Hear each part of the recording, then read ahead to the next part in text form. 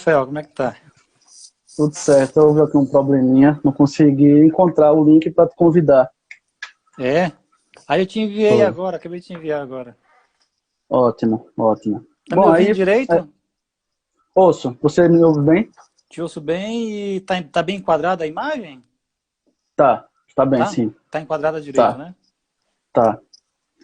Bom, então, bem-vindo, né, a todos que estão aqui participando da live. É um projeto, né, Live Cultural, que eu venho desenvolvendo há uns 3 meses, eu acho que essa é a quarta. Eu fiz uma sobre expressionismo, outra sobre surrealismo, aí com um convidado da psicologia, depois fiz um sobre jornalismo e literatura com uma jornalista. A última eu fiz sozinho e falei sobre o Schopenhauer, né, como citar o Schopenhauer na redação do Enem. Que meu público, assim, a maioria das pessoas são estudantes, né, que estão aí se preparando para fazer essa prova. Bom, aí nessa última, pegando aí, né, o gancho de ter falado sobre Schopenhauer na aula passada, eu convidei aqui um professor, né, para lá de especial, que é um dos principais, se não o principal tradutor, né, do filósofo alemão, Arthur Schopenhauer. E que eu tive a honra, né, o professor Jair Barbosa, que eu tive a honra de conhecer em 2016 aqui em Sergipe. Ele veio apresentar um trabalho sobre o tema de hoje, dessa live, né, sobre a ética animal na literatura. E aquilo ficou muito marcado. E eu aí decidi, vou chamar aqui o professor Jair Barbosa, quem sabe ele me topa, que ele vem também fazendo algumas lives, né? Há um mês e meio. Bom, quem é o professor? Então, esse professor formado em filosofia, mestre, doutor em filosofia, e mais conhecido pelo trabalho de tradução da filosofia de Schopenhauer. E eu aproveito até aqui a oportunidade para agradecer, né, a grande honra, porque eu conheci o Schopenhauer em 2019, uma tradução do professor Jair, né, tá bem aqui, bem velhinha já, da Unesp, e dizer para ele, né, que, de certa forma, fez parte da minha formação, né, não só como profissional, ser professor, como pessoa, né. Aí eu agradeço aqui em público, né, mesmo que de forma indireta, né. Aí tive a oportunidade de conhecer em 2016, veio aqui, eu fui para muitas palestras, né, Florianópolis, Fortaleza, tive a oportunidade de conhecê-lo e a gente mantém um contato até hoje pelas redes sociais, né, é um ponto positivo.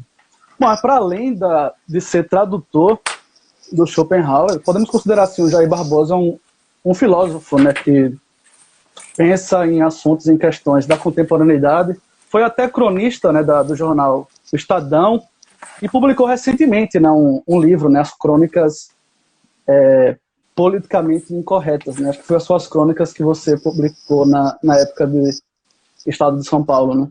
Bom, Exatamente.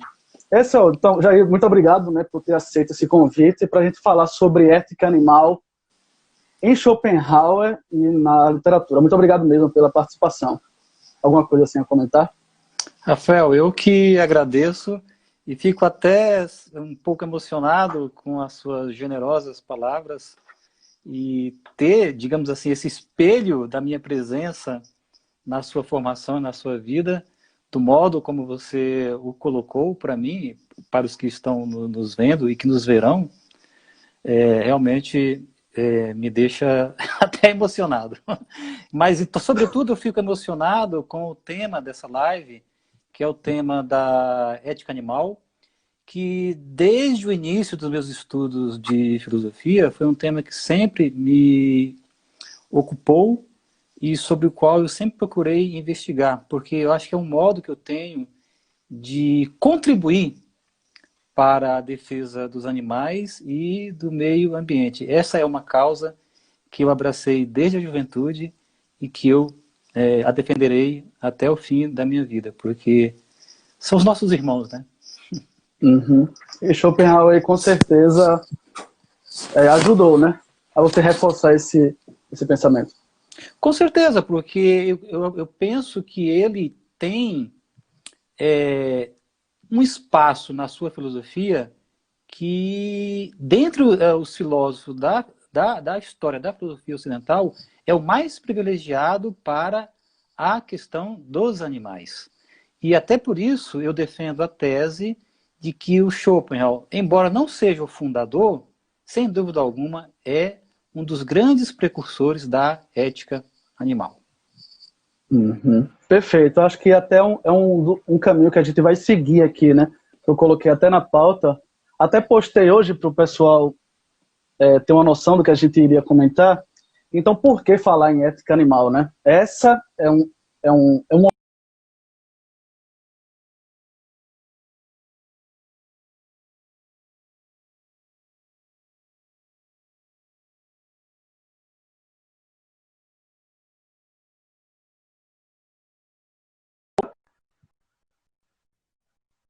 Consegue me ouvir? Consegue Eu me estou te ouvir, ouvindo. Rafael? Travou um Consigo, pouco, você me ouve? travou, né? Sim, travou aí, Foi. né? Agora você me Tá. ouve. Ouve sim, ouço e eu vejo. Tá, espero que não aconteça, que a internet às vezes fica um pouco instável, né? Mas vamos lá, se der Sim. esses problemas, que esperar A um gente pouquinho. espera um pouco, qualquer coisa, se perdurar muito, a gente interrompe e começa de novo. Entra de Uhum. novo na live.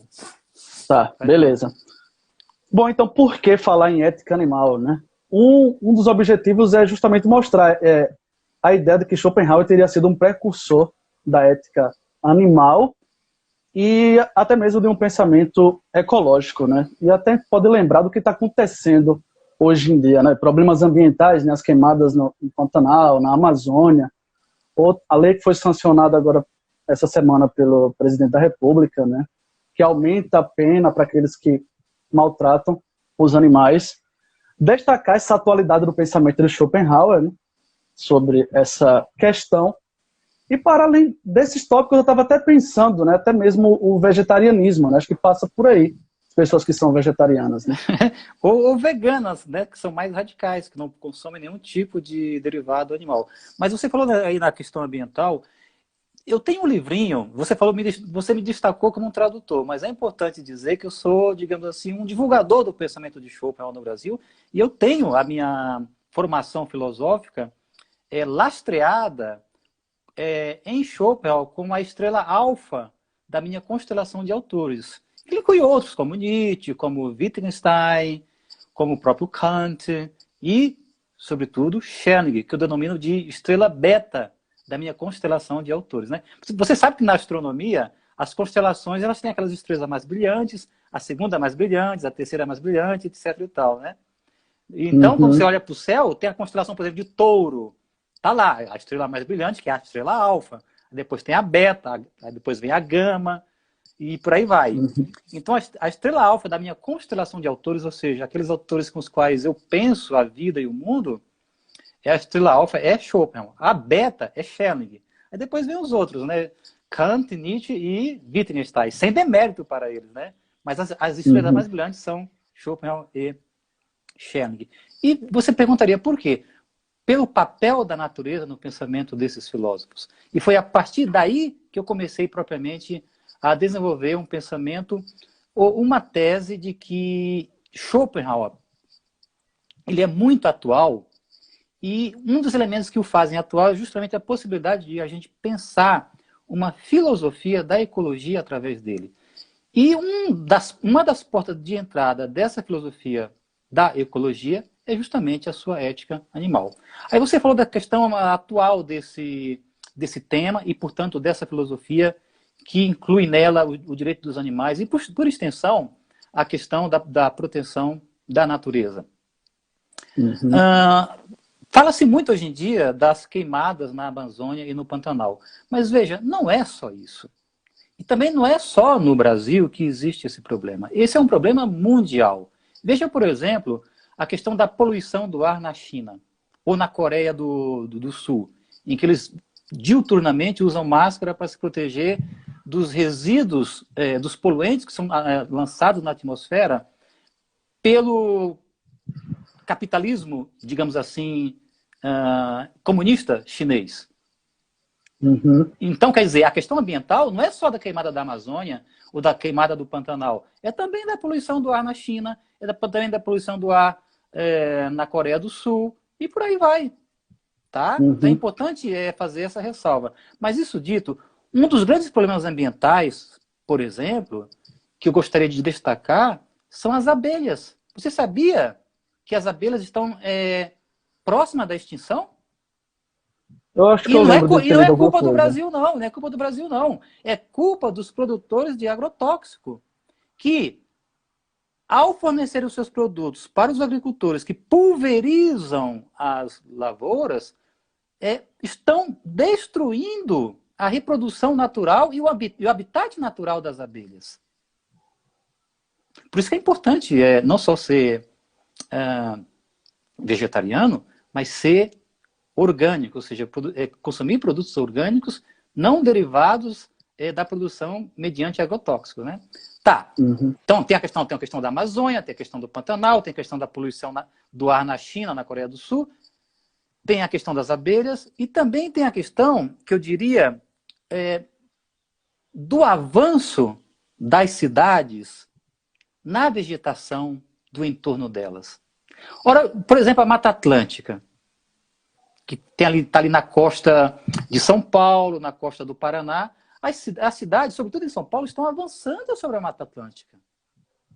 Então, a urbanização desenfreada, seja no Brasil, seja em outros lugares do globo, ela também é um fator de desequilíbrio ambiental que faz com que o ambiente urbano avance desastrosamente sobre o ambiente natural. Eu, por exemplo, moro em Curitiba, que é uma cidade bem arborizada, que fica perto da Serra do Mar. Só que a cidade de Curitiba está avançando, e as cidades em torno de Curitiba estão avançando sobre a Serra do Mar. Então, sabe o que acontece? Muitos passarinhos têm o seu habitat destruído e vêm para a cidade. Tem um aspecto bonito, né? Mas a presença desses passarinhos aqui... Eu, por exemplo, moro num bairro que se chama Água Verde, que é um nome que faz jus ao local, e que eu acordo com o canto dos pássaros, mas muitos pássaros mesmo, sobretudo agora que é primavera. Mas por quê? Tem um lado bonito disso, que é eu poder ouvir esse canto maravilhoso, essa sinfonia, mas, por outro lado, tem um lado triste. Por quê? Porque eles estão vindo para a cidade porque o seu habitat natural está sendo destruído. Então, Rafael, sintetizando, tema atualíssimo, e Schopenhauer.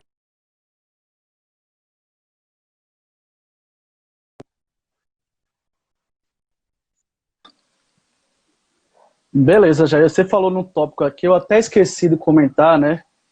Sobre a sua formação, a sua tese de doutorado, né? Que você fala.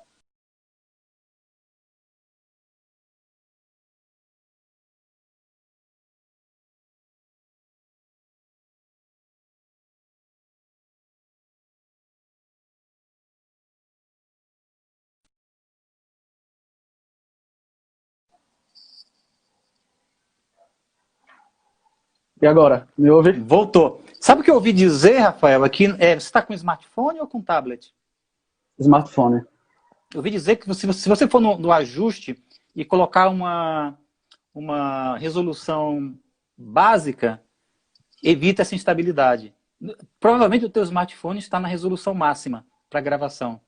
E aí Uhum. ocorre isso. Mas enfim, é só uma dica que me deram. Tá. Beleza, então eu estava falando, né, da sua formação, né, sua tese de doutorado, que foi sobre estética, né? E esse tema que a gente vai discutir, a gente vai focar na questão da ética, né? Mas envolve também, né, ver a natureza como algo a se contemplar esteticamente, que é o que está na filosofia também de Schopenhauer, né? Mas para não fugir do nosso tema, né, acho que Schopenhauer ajuda porque ele vai desenvolver justamente essa metafísica, né, da vontade, fazer com que a gente faça parte de um conjunto, né, desse sistema ecológico. E a tradição filosófica, né, acabou separando, né, o homem da natureza, usando a razão como instrumento, e acaba acontecendo o que está acontecendo hoje em dia, né? Essa devastação da natureza. Sem dúvida alguma. Veja,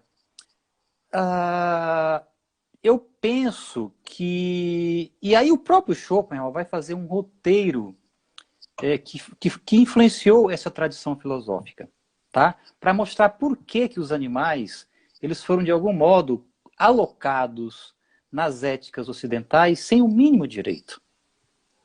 E na concepção dele, isso tem a ver com o fato da influência da Bíblia, em especial do Gênesis, sobre a cultura ocidental.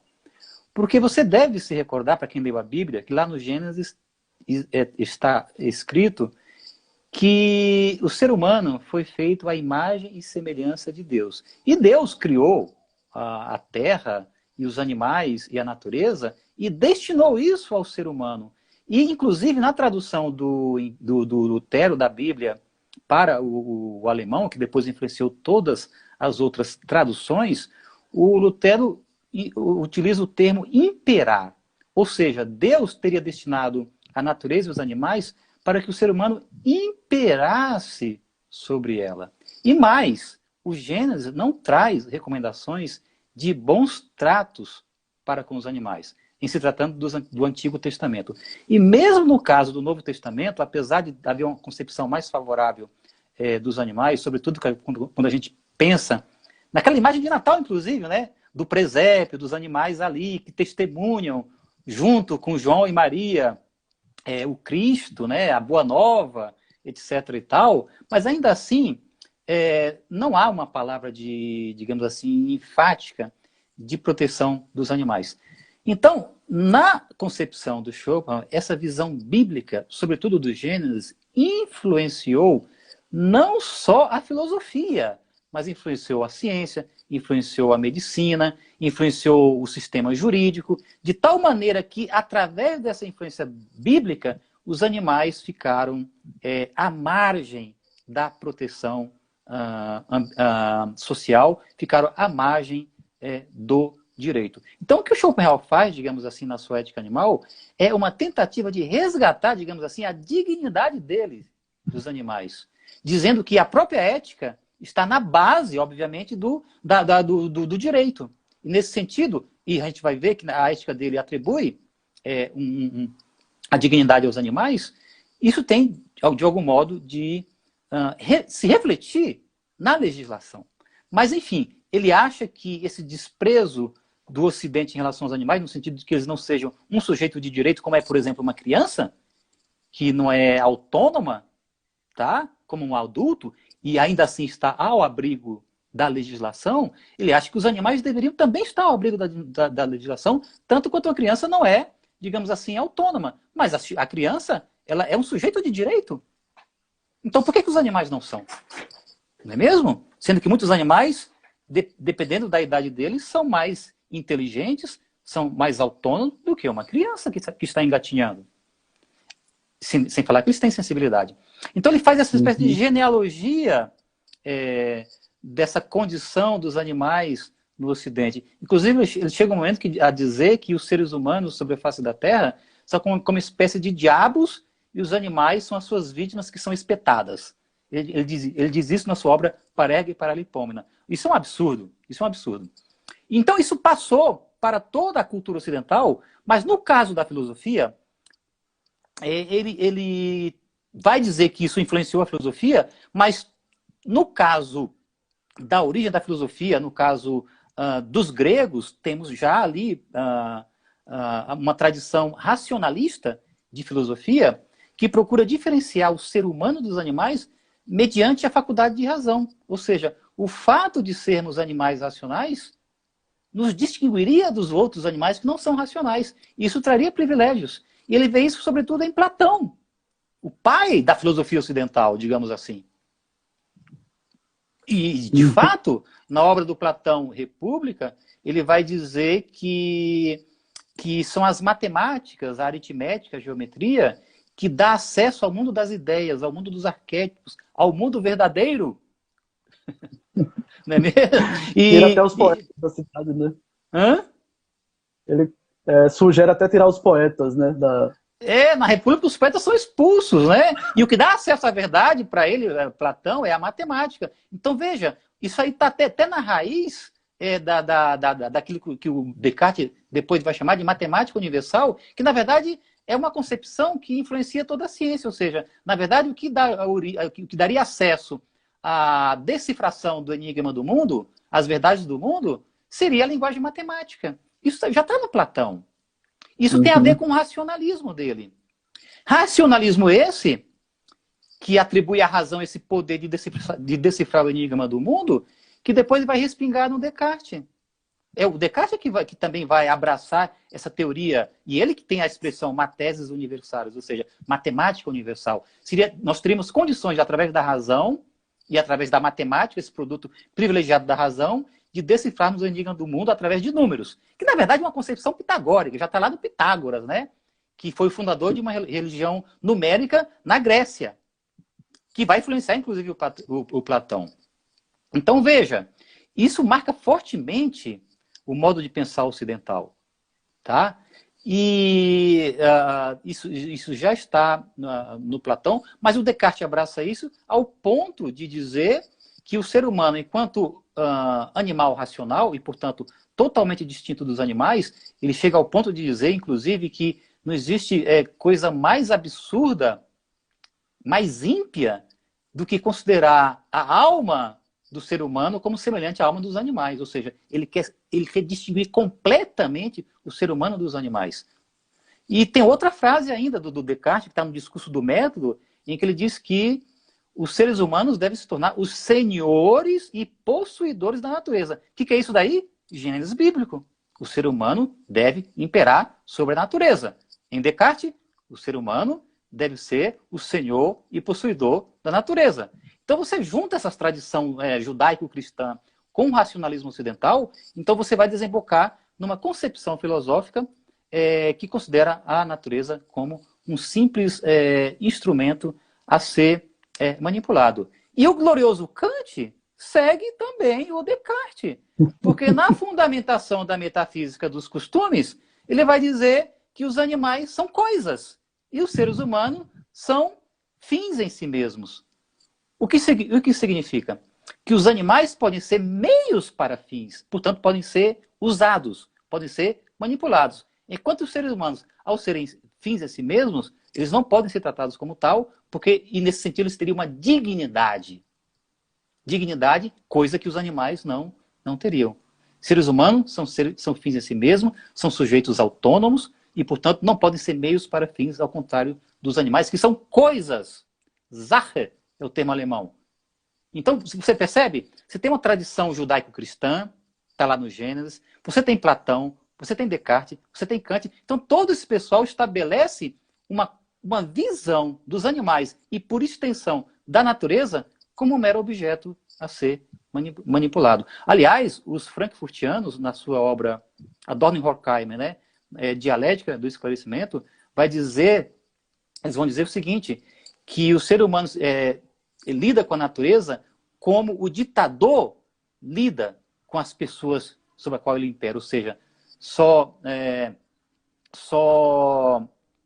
o vê na medida em que são meios para fins. Isso é Kant, né? Só o vê na medida em que podem obedecer, em que podem ser objetos de manipulação. Então, isso é uma concepção do mundo que, infelizmente, está enraizada em nossa cultura e que é transmitida de geração para geração. Perfeito, Jair. Aí, como é que o Schopenhauer entra nessa jogada, né? Que ele é um fruto de toda essa tradição, né? Mas vai de encontro a ela. Exatamente.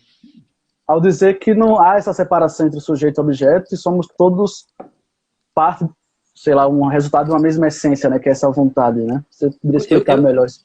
Eu gostei do seu português. Ele vai de encontro e não ao encontro, né? Isso. De fato, ele vai de encontro e não ao encontro. É diferente, né? Perfeito, ele não converge, ele diverge. Ele vai de encontro, né? Tá, ele vai de encontro. Mas é importante dizer, Rafael, que ele se insere numa linha que já tem um representante que se chama Montaigne. O Montaigne, na sua obra monumental Ensaios, tem um ensaio intitulado Apologia de Raymond Sebon, belíssimo, que eu recomendo para todo mundo, em que ele já observa que não faz sentido essa distinção dos seres humanos e dos animais. E é curioso que ele pega o aspecto da linguagem, né? Porque qual é a confusão que se faz hoje em dia, que o Montaigne notou de uma maneira genial? que linguagem não é sinônimo de língua.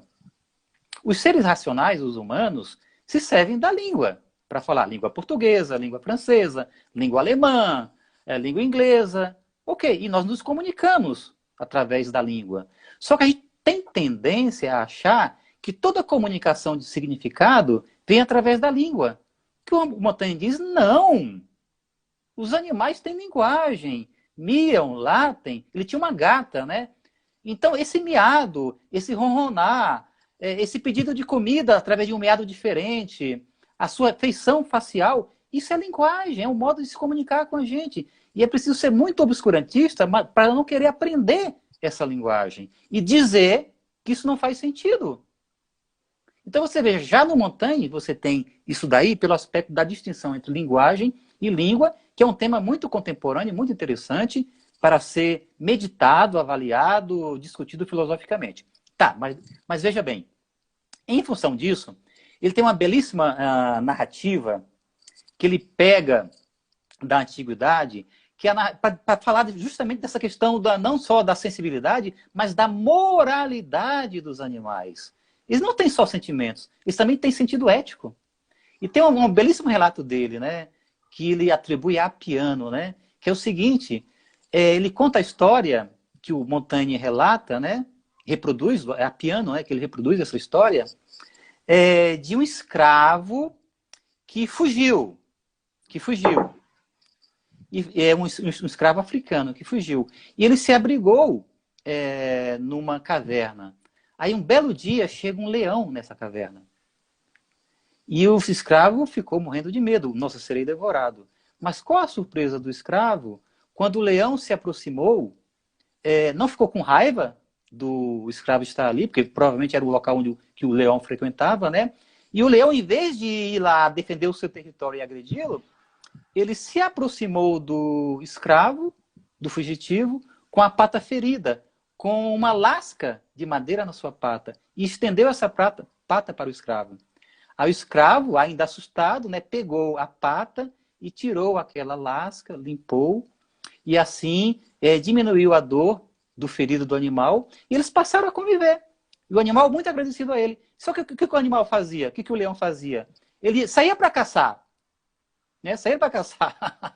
O escravo estava lá na África, né? na savana africana, e o leão saía para caçar e voltava com a caça. E o relato diz o seguinte, que o leão dava os melhores pedaços para o escravo, como agradecimento. Mas aí um dia o escravo se cansou daquela vida e fugiu.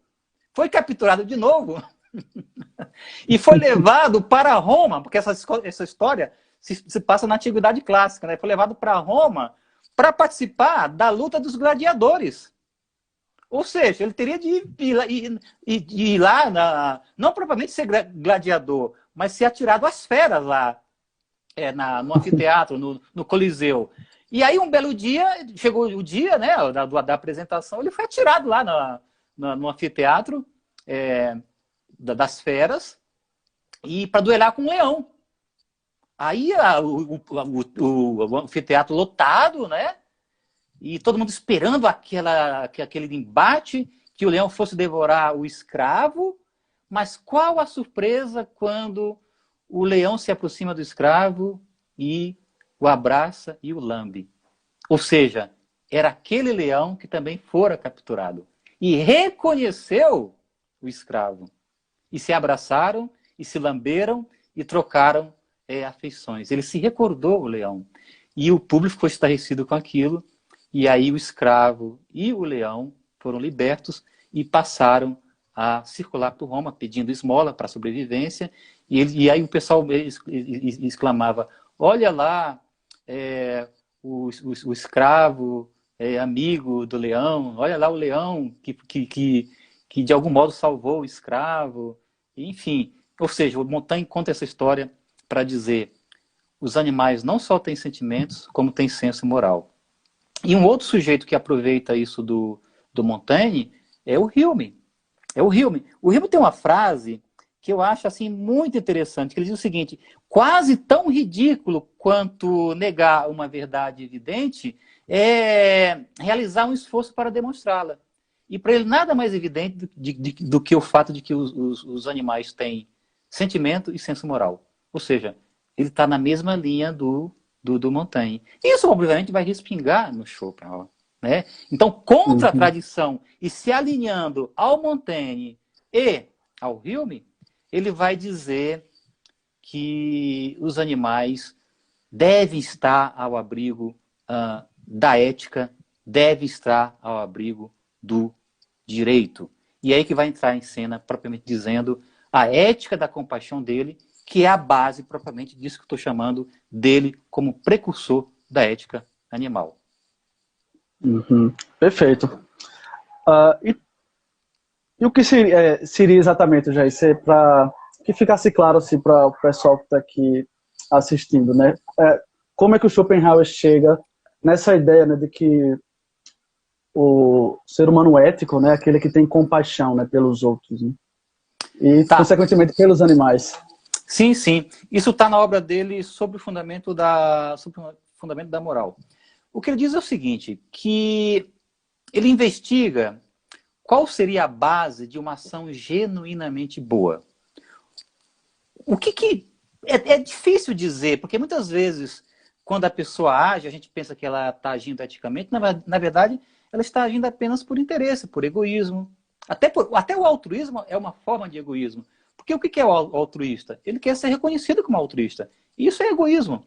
Só que o egoísmo, ele é terrível, porque se ele é fomentado, ele pode levar, por exemplo, ao fato de um irmão matar o outro, segundo Schopenhauer, só para engraxar o sapato com a banha obtida do cadáver do irmão, caso esse egoísmo vá ao seu grau máximo. Então o egoísmo não pode ser a mola impulsora de uma boa ação. E o Schopenhauer investiga na sua obra sobre o fundamento da moral o que seria uma boa ação. Então o egoísmo não é. Seria a maldade? Obviamente que não. Não é nem preciso argumentar sobre isso. Não é preciso argumentar sobre isso. E egoísmo e maldade conduzem soberanamente as ações humanas. Só que tem uma outra mola impulsora da ação humana, que é a compaixão. Então seria ela a mola impulsora da verdadeira ação moral, da ação genuinamente moral? Talvez não haja dúvidas, né? Porque como bom kantiano que ele era, toda boa ação tem de ser desinteressada. Desinteressada. O que isso significa? Que na boa ação moral não pode haver interesse do agente em ser de algum modo recompensado pela sua ação. Portanto, dessas três molas impulsoras, egoísmo, maldade e compaixão, que move a humanidade inteira, obviamente que a compaixão é aquela ação desinteressada que vai permitir que a gente identifique o que é uma boa ação.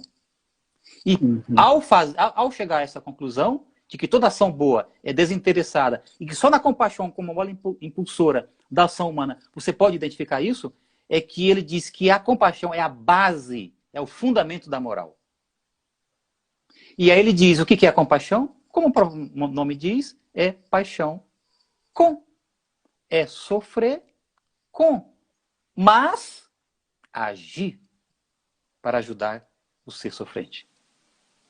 É colocar-se no lugar do outro. É sair de si mesmo e colocar subcutaneamente no lugar do outro. Ou seja, é sentir o que está ocorrendo debaixo da pele do outro sem se confundir com o outro. Porque senão isso seria egoísmo. Ou seja, eu ajudaria o outro para, numa situação parecida, eu ser ajudado. Não, você esquece de si mesmo. Por isso que eu digo, se trata de negação da própria vontade. Aí, ao colocar-se no lugar do outro, você não espera nada em troca, ao ponto de, inclusive, perder a própria vida para ajudar o outro. Isso é a compaixão ativa. Ele vê nisso o fundamento da moral. Só que não é só para o ser humano. Ele vai dizer, isso também é extensível aos animais. Há pessoas, sim, que colocam em risco a vida para salvar animais também. Portanto, a base da ética é a compaixão E ela abriga não só o ser humano, mas também os animais. Então, nesse sentido, ele vai de encontro à tradição ocidental, porque não só tem uma especial visão para os animais, como a sua ética é extensível aos animais. E isso, segundo ele, através de uma espécie que eu chamo de pedagogia da compaixão, deveria influenciar o direito, as legislações dos países. É o que, de certa forma, está acontecendo, né, com essas mudanças de lei. É verdade. Inclusive, aqui no Brasil, tivemos recentemente essa lei que você mencionou, eu até anotei aqui, a Lei 1095/2019, de autoria de Fred Costa e Celso Sabino, que foi sancionada pelo presidente da República, o Jair Bolsonaro, que aumenta a pena punitiva para quem maltrata gatos e cachorros, que agora é uma pena que vai de 2 a 5 anos de prisão, com multa e proibição de ter, de novo, guarda de animais. Quando que antigamente a pena era de 3 meses a 1 ano e, portanto, não surtia efeito nenhum. Então, foi promulgada essa lei, sem dúvida alguma, já é um reflexo indireto, eu acredito, de Schopenhauer como precursor da ética animal, mas também dos filósofos contemporâneos que se debruçam sobre o tema, como, por exemplo, o Peter Singer e outros mais. E que faz com que a questão do direito dos animais tenha tido no Brasil, através dessa lei, um avanço bom, que eu diria, tá? Um avanço bom. Que eu já vinha observando isso, mas agora está, digamos, sacramentado e com o instrumento jurídico para punir quem maltrata os animais. Pena que parece que há exceções, por exemplo, a rodeios, a vaquejadas, que eu acho um absurdo. Eu acho um absurdo essa exceção. Você tocou nesse ponto importante. Acho que o Schopenhauer até comenta, né, que já daquele tempo, né, usar animais para rinha, né, briga ou corridas, e até mesmo para o trabalho da ciência, né? Exatamente. Ele cita o caso de um cientista lá que deixou 2 coelhos morrer de inanição só para pesquisar, sabe-se lá o quê, né? Ou seja, trata o bicho como meio para um fim. E sabe uma coisa que eu acho muito grave hoje em dia? Em nome da medicina, né? Muitos experimentos farmacológicos, eles são feitos de uma maneira repetitiva, sem precisão, tá? Sem precisão. Porque já foram feitos, não vejo sentido. Eles só são feitos para, digamos, fundamentar uma pesquisa que está se iniciando, que na verdade é uma pesquisa repetitiva. Então, para que repetir experimento com animais que já foram feitos e cujos resultados já foram obtidos, né? E ele já de algum modo, já apontava para isso naquele tempo. Ele por exemplo, era contra a vivissecção. É terrível, né? Nem queira saber, você sabe o que é, né? Mas quem não souber, procure na internet, é terrível. Tá, para ir finalizando essa parte, para a gente entrar na questão da literatura, né? Eu vendo no seu artigo, percebi que esse preconceito, né, que você chama de preconceito especista, se reflete até na linguagem, né? Você citou no inglês o pronome it para animais, e no alemão, que eu vi também, tem verbos específicos, né, para animais, né? Então, é um reflexo aí dessa... Tem verbos específicos. Por exemplo, os alemães, o ser humano, o verbo que o ser humano usa, que os alemães usam para comer, nem sei se dá para depois você, quando for editar o vídeo, colocar, né? Mas é essen. E2 S E N. Essen. Então, por exemplo, quando eu digo eu como pão, esse Brot. Eu como pão. O verbo é essen. Se for um animal, o verbo é fressen. Der Hund frisst den Brot. O cão come o pão. Compreende? Então, são 2 verbos diferentes para distinguir ser humano e animal. Ou então, por exemplo, beber. Se é o ser humano que bebe, o verbo é trinken. Por exemplo, eu bebo cerveja. Ich trinke Bier. Eu bebo cerveja. Agora, se o verbo é o verbo para o ser humano. Agora, se é o animal, o verbo utilizado é saufen, né? Der Hund sauft Wasser.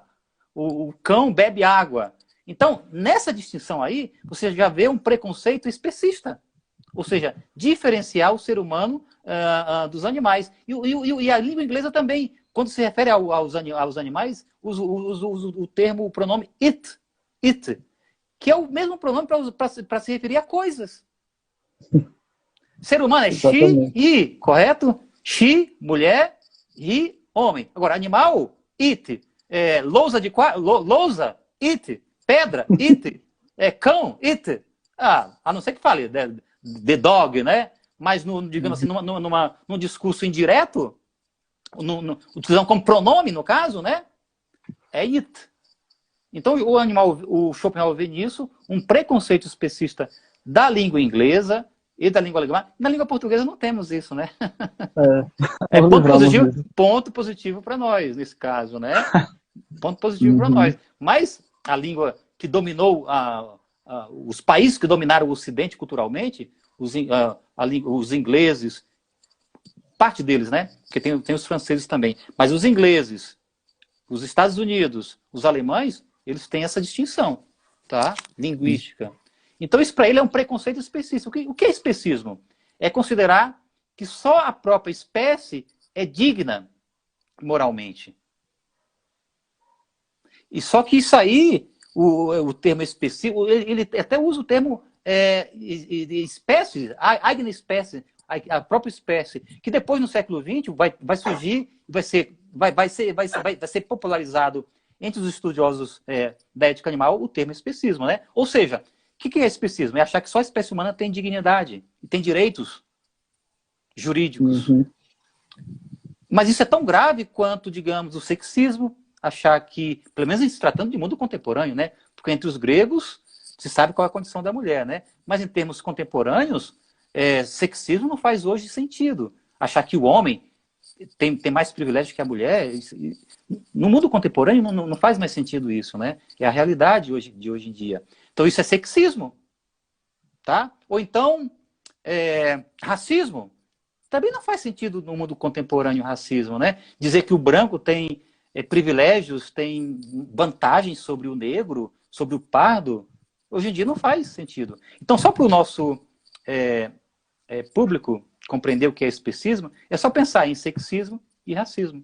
Só que isso vale no interior da espécie humana. O que o Schopenhauer está dizendo, e depois os outros vão se aproveitar disso, os teóricos contemporâneos da ética, é que especismo, dizer que só o ser humano tem direitos, tem mais direitos que os animais, é tão grave quanto sexismo e racismo. E eu estou nessa linha.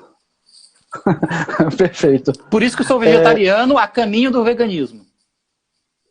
Ótimo, eu lembro você comentando na sua palestra aqui na UFES sobre, acho que os porcos, né? Porque é onde você vive, o sul é muito forte a indústria, né? Exatamente, especialmente em Santa Catarina. E uma aluna minha, morou em Chapecó, meu Deus, o que ela me relatou, que passam caminhões para o abatedouro, né? E ela disse que uma das coisas que mais a incomodava era aquela gritaria dos porcos o dia inteiro. Imagina você morar numa cidade em que tem uma rua em que passam caminhões o dia inteiro com porcos gritando. Claro que quem é insensível se acostuma com aquilo. Quem não é, se muda do lugar. Nunca mais vai naquela cidade. Não nada contra Chapecó, já passei por lá, nada contra os chapecoenses, mas contra a indústria do abate animal. Tá. Beleza, Jair. A gente tá chegando aqui a 14 minutos para terminar.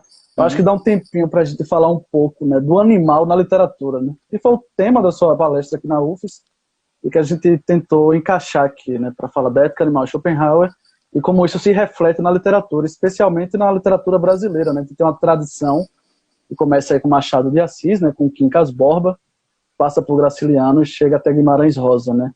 Pois é, esse é um tema que a gente poderia destinar a outra live, né? Porque é um tema que eu acho fascinante, mas vou ser sintético aqui. De fato, um dos grandes romances machadianos, se não...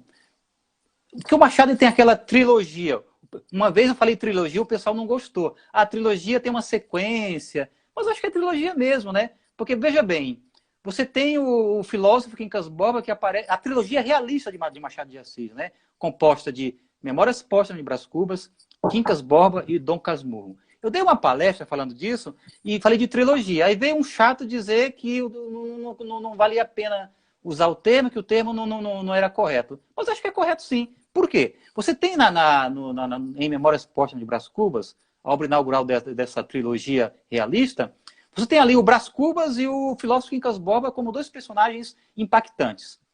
Depois, esse filósofo Quincas Borba, ele vai parar no próprio romance Quincas Borba. É um personagem que depois vai dar, pensa-se, o título ao romance Quincas Borba. E a gente sabe o papel da mulher dissimulada na literatura machadiana, né? Basta lembrar da Capitu, depois lá do Dom Casmurro, né? De Olhos de Ressaca, que o Bentinho, que é o personagem narrador, achava que ela o tinha traído, né? E como é que ele acha isso? Porque ela chorou muito no funeral do seu melhor amigo, o Escobar. Então ele chama a Capitu Olhos de Ressaca, que dissimulou, que escondeu o seu romance com o Escobar. Por quê? Porque o Bentinho está convencido que o filho que eles tiveram tem os traços fisionômicos do Escobar. Mas veja, a Capitu é essa figura dissimulada, sedutora. O que nós temos no romance Quincas Borba? Nós temos a Sofia, interesseira, dissimulada, sedutora. Então você percebe? Você tem temas que emigram de uma obra para outra. Seja o filósofo saindo de Memórias Póstumas de Brás Cubas e indo para Quincas Borba, seja a Sofia tendo uma versão dela em Dom Casmurro. Então é trilogia, sim. Trilogia. Tudo bem. Tríade, né? Mas não vejo problema em falar em trilogia. Trilogia realista, com personagens femininas marcantes que sofrem mutação, mas em termos de fisionomia, tem nomes diferentes, mas sempre é a mulher dissimulada, a mulher sedutora, é o feminino, é o problema do feminino com nomes diferentes. Em Memórias Póstumas de Brás Cubas tem a... Como é o nome dela? É a... Virgília. Hã? Virgília. A Virgília. Olha os nomes que o Machado escolhe, hein? Virgília, que custou a ele não sei quantas noites, não sei quantos contos de réis. Dissimulada, porque fingia que o amava. Aí era Marcela. Marcela, exatamente. Esse foi provavelmente o amor do Brasil. É o que se pode acreditar que foi o amor do Machado de Assis, do Brás Cubas. Mas, em todo caso, também é dissimulada, né? Sedutora. Então, são figuras femininas que vão também passando de um romance para outro. Então, por que aquele chato foi contestar que eu falei trilogia? Ah, chato, vai pra puta que pariu, hein? Desculpa, acho que ele pensa... Acho que ele pensa, na verdade, né, que os enredos se conectam, né? Como é o Quincas Borba que está lá no Memórias Póstumas, ele aparece, o filósofo, né? Ah, sim, só que Não, só que a questão não é o filósofo, né, o centro da... Não é o enredo, a questão aí são as personagens que se conectam. Uhum. Os tipos, né? Os tipos, exatamente. Os tipos, perfeito, os tipos. Porque eu pensei personagem com outros nomes, os tipos, exatamente. E aí... no Quincas Borba, que é o filósofo de Barbacena, nós de fato temos ali um filósofo que ele morre logo no início do romance. Eu já até apresentei essa questão do Quincas Borba e do Schopenhauer, da Ética Animal do Schopenhauer e do romance machadiano Quincas Borba em alguns congressos de filosofia. E eu posso falar aqui as teses que eu adiantei. A primeira delas é que Machado de Assis transformou Schopenhauer numa personagem da literatura brasileira. E essa personagem é o filósofo Quincas Borba de Barbacena. E aí, eu estou até publicando um livro atual, quer dizer, enviei para a editora, foi aprovado para publicação, mas vai depender do orçamento, pode ser que seja publicado ano que vem ou daqui a 2 anos, enfim, questão da pandemia, né? Uhum. Mas a primeira tese é essa, e tem a justificativa e a fundamentação dela no meu livro. E a segunda tese é que a filosofia do humanitismo, defendida pelo Quincas Borba, é uma paródia da metafísica como um todo, né? Da metafísica pessimista de Arthur Schopenhauer. Então, essas são as duas teses que acompanham o meu livro.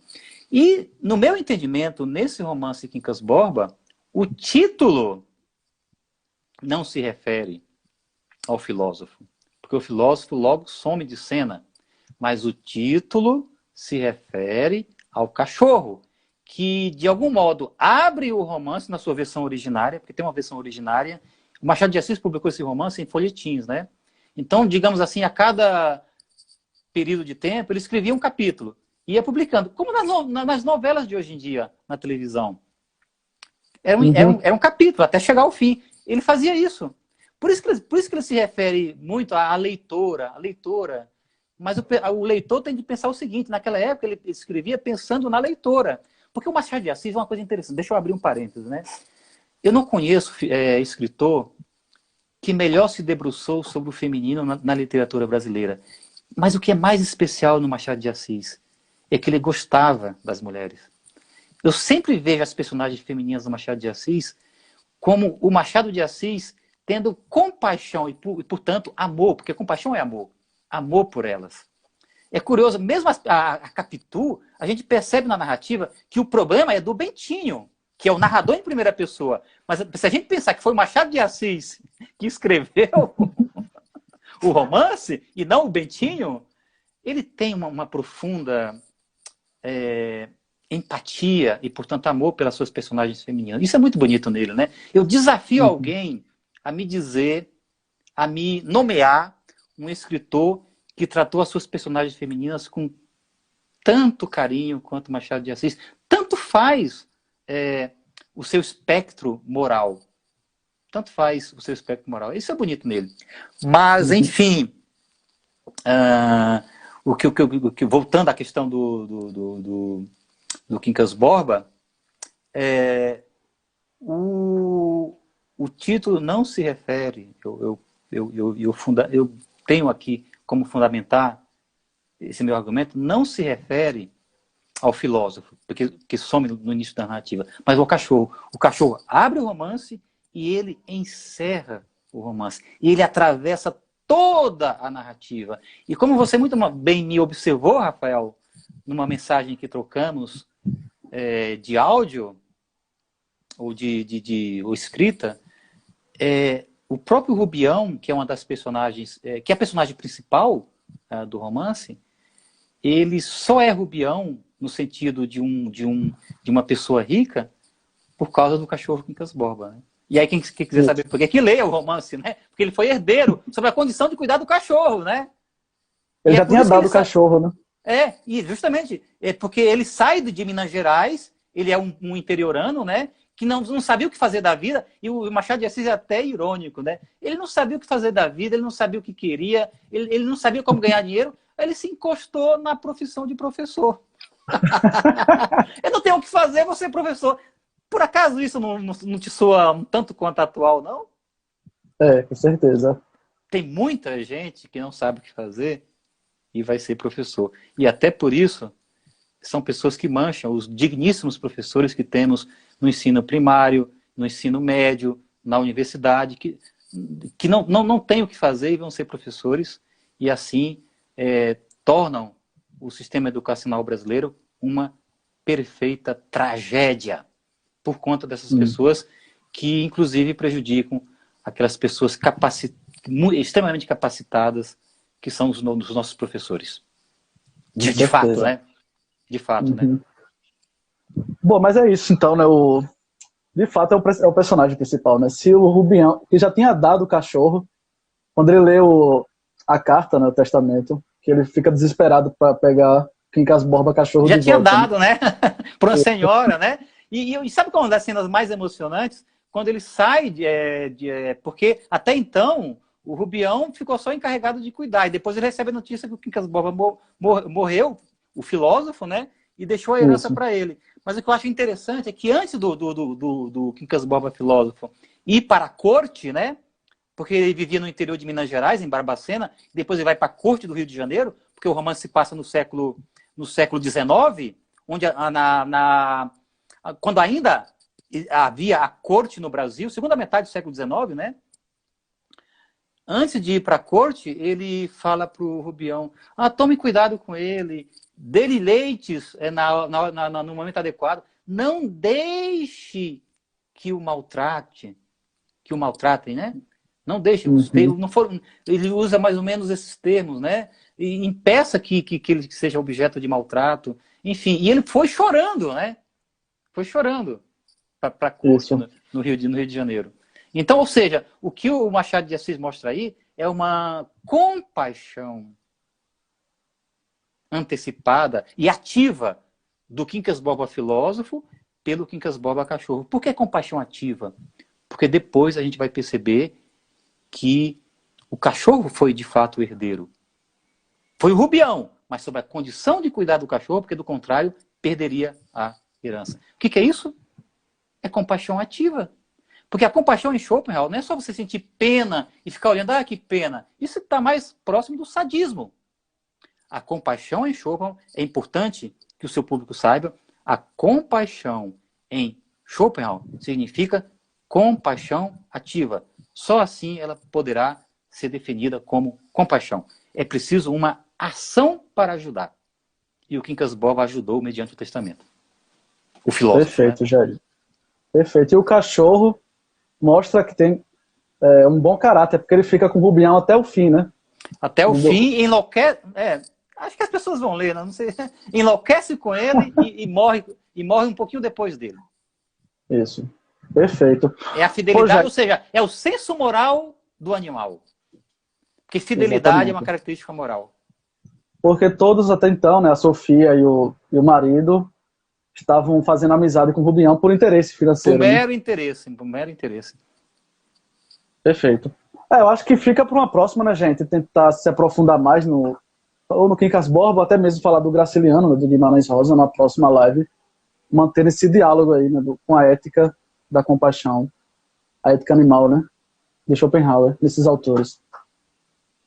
Acho que temos aqui mais uns 2 minutos, agradecer mais uma vez, né, de você ter aceito o convite de fazer essa live aqui no meu Instagram. E vamos conversar para ver quando faremos uma outra. Beleza? Rafael, eu que agradeço a você, agradeço o convite, agradeço ao seu público. Você disse que eu estou fazendo há algum tempo algumas lives, realmente estou, está me dando muito prazer, porque é um modo que eu tenho de conversar com essa garotada, com esse público jovem, sobretudo, né? Mas também o pessoal profissional que está nas redes sociais. E é um modo de fazer um bom uso das redes sociais, e não um uso vicioso, mas um uso virtuoso das redes sociais. Com certeza. Belas palavras, professor. Então, eu encerro aqui, eu aviso que ela vai ficar gravada, né, no meu mural aqui do Instagram. Depois você me fala como é que pra gente postar no YouTube. Beleza? Então, beleza, Rafael. Um abraço. Um abraço. Tchau, tchau. Tchau, tchau. Agradeço a participação de todos aí também. Tchau, tchau.